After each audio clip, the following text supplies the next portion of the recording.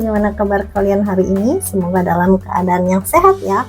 Video kali ini adalah alur cerita dari drama Korea yang berjudul Mouse episode ke-14. Tapi sebelum itu jangan lupa untuk subscribe channel ini agar kami makin semangat untuk upload video lainnya, dan agar tidak ketinggalan update terbaru jangan lupa untuk aktifkan tanda loncengnya, dan jangan lupa juga untuk like, comment, and share video ini ya. Sekarang kita lanjut ke videonya. Mochi berusaha mencari kebenaran Lee Jae-sik, namun ia justru hanya menemukan Lee Jae-sik dalam kondisi meninggal dunia. Berita ditemukannya Lee Jae-sik langsung menyebar, bahkan pelaku yang melukai Lee Jae-sik juga mengirimkan video pengakuan Lee Jae-sik bahwa ialah pelaku dari kasus Susyong yang sebenarnya. Melalui video tersebut juga Lee Jae-sik memberitahukan di mana keberadaan para korbannya.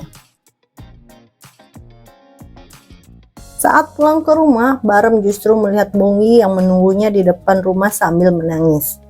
Namun Barem justru hanya meninggalkan Bong-yi begitu saja. Setelah mengecek lokasi penemuan Lee Jae-sik, Mochi pun menemui produser Choi di rumah sakit. Ternyata produser Choi bertemu dengan Lee Jae-sik saat Lee Jae-sik baru saja keluar dari penjara. Namun di perjalanan, produser Choi justru memancing Lee Jae-sik dengan membahas mengenai kasus Susyong. Hal itu membuat Lee Jae-sik marah dan berusaha untuk melukai produser Choi. Untung saja Barem datang, namun produser Choi pingsan dan tidak bisa mengenali wajah Barem. Rupanya sebelum menemui Lee Jae-sik, produser Choi sempat menghubungi Barem. Barem yang merasa khawatir pun mengikuti produser Choi. Detektif Shin mengajak calon istrinya ke suatu tempat yang ternyata tempat tersebut merupakan tempat persembunyian yang diminta oleh calon istri Detektif Shin kepada ayahnya. Itulah alasan kenapa ayahnya pulang malam hari dalam keadaan basah dan berlumpur saat kejadian kasus Susyong.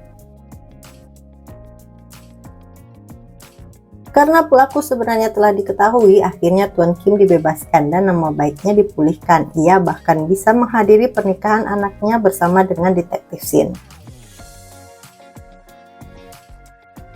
Namun sebelum acara pernikahan anaknya, Tuan Kim justru mencoba melukai dirinya. Untung saja Dongku yang saat itu akan memberitahukan Tuan Kim bahwa nama baiknya akan dipulihkan pun membantu menyelamatkan Tuan Kim.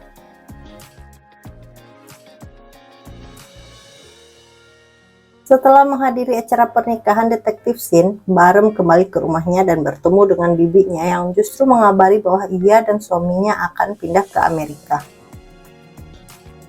Barem terus berusaha menghindari Bong-yi, namun Bong-yi terus berusaha untuk mendekati Barem.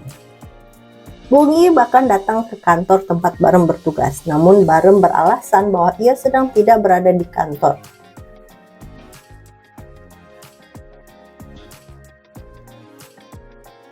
Mochi yang mengetahui bahwa Barem tidak ingin menemui Bong-yi berusaha menasihati Barem yang akhirnya membuat Barem mengajak Bong-yi makan malam bersama.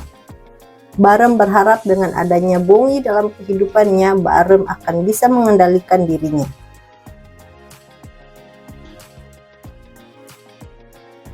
Keesokan harinya, Bong-yi yang merasa senang atas ajakan dari Barem menggunakan kembali kalung pemberian Barem. Dan setelah berada di kantor, Bong-yi mendapat kartu nama atas namanya pribadi yang kini telah resmi menjadi penulis dari tim produser Choi. Tidak lama kemudian, seorang anak kecil menghubungi tim produser Choi untuk meminta bantuan. Namun, tim produser Choi lainnya menolak dengan alasan cerita yang disampaikan oleh anak tersebut tidak sesuai dengan acara produser Choi. Namun Bong-yi justru menemui Myung-ko Nam yang sedang berada di lobi kantor. Myung-ko Nam ingin dirinya dipanggil dengan panggilan Detektif Konam. Mengatakan kepada Bong-yi bahwa nenek dari temannya dituduh sebagai pelaku yang sering melukai kucing. Namun karena ingin membantu temannya, Konam berusaha mencari tahu apa yang sebenarnya terjadi pada kucing-kucing tersebut, dan ia mendapatkan sebuah bukti. Tetapi belum sempat Konam memberitahukan bukti yang ia temukan, Barem yang berjanji akan makan malam bersama dengan Bongi pun datang. Konam justru buru-buru untuk berpamitan. Bongi juga menjelaskan apa yang disampaikan oleh Konam kepada Barem. Namun, belum lama Barem bersama dengan Bongi, tiba-tiba saja Daniel menelpon dan meminta agar Barem segera menemui dirinya. Setelah kembali ke rumah, Bongi mendapat pesan dari Konam yang mengajaknya bertemu, namun Bongi harus datang sendirian. Ternyata Daniel memberikan nama target selanjutnya untuk Barem. Sikap misterius Daniel membuat Barem penasaran dan mempertanyakan dengan siapa sebenarnya Daniel bekerja sama, karena sesuai dokumen negara Daniel telah dinyatakan meninggal namun masih bisa memiliki biaya untuk bertahan hidup. Dan Daniel merupakan seorang dokter terkenal namun bersembunyi di suatu tempat persembunyian. Sayangnya Daniel tidak mengatakan hal apapun kepada Barem dan meminta Barem untuk bersabar. Barem pun menolak permintaan dari Daniel dengan mengatakan bahwa dialah yang akan menentukan siapa target dia selanjutnya. Besokan harinya, Barem yang penasaran dengan Konam pun mendatangi sekolah Konam. Namun, sayangnya Konam yang takut bertemu dengan Barem justru kabur dan bertemu dengan seseorang. Dan saat Bongi datang mencari Konam, justru menemukan Konam terluka di sebuah ruangan di sekolah Konam. Sedangkan Barem yang tidak bisa bertemu dengan Konam justru bertemu dengan seorang nenek misterius.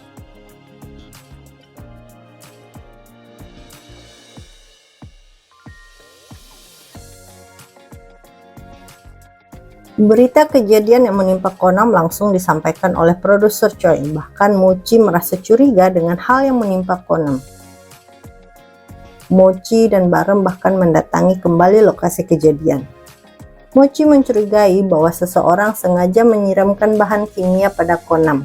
Sedangkan Barem mencurigai pelaku datang kembali setelah kejadian.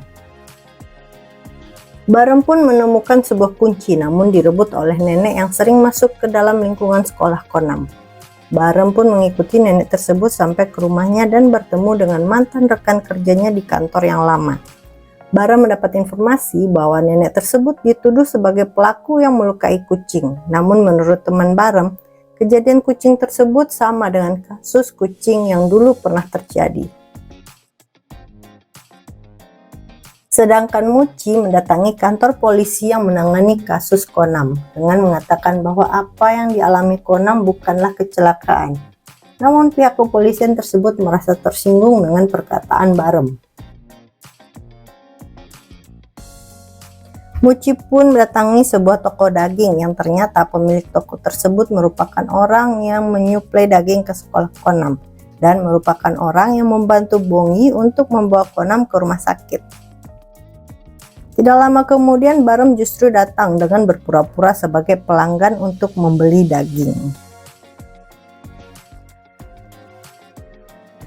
Karena merasa curiga dengan sikap pria tersebut, Barem mendatangi dokter. Ternyata pria tersebut mengidap sebuah penyakit yang membuat penderitanya identik untuk melakukan segala hal yang berada di sebelah kanannya saja. Barem pun diam-diam masuk ke dalam rumah Kim Byung Tae, pria penjual daging. Barem pun menemukan beberapa hal yang berhubungan dengan kasus yang menimpa Konam di dalam rumah Byung Tae. Barem kembali melihat berkas kasus yang telah terjadi beberapa tahun yang lalu dan mencurigai orang lain yang bekerja sama dengan Byung Tae. Barem juga meminta bantuan dari Daniel untuk mengecek DNA dari kedua pria tersebut. Sedangkan Mochi menemui dokter yang merawat Konam yang mengatakan bahwa Konam mengalami luka yang sangat parah dan membuat ia tidak bisa berteriak saat kejadian. Mochi merasa dibohongi oleh Byung Tae karena saat Mochi menemuinya ia mengatakan bahwa mendengar suara teriakan dari Konam. Setelah mendapat hasil dari Daniel, Barem langsung mendatangi toko milik Byung Tae.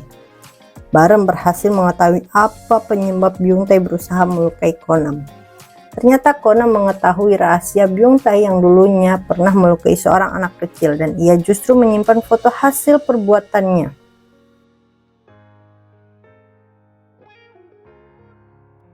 Sayangnya Mochi mendatangi toko milik Byung Tae, ia mendapati Byung Tae dalam kondisi terluka parah dan Mochi juga menemukan foto bukti kejahatan Byung Tae terdahulu.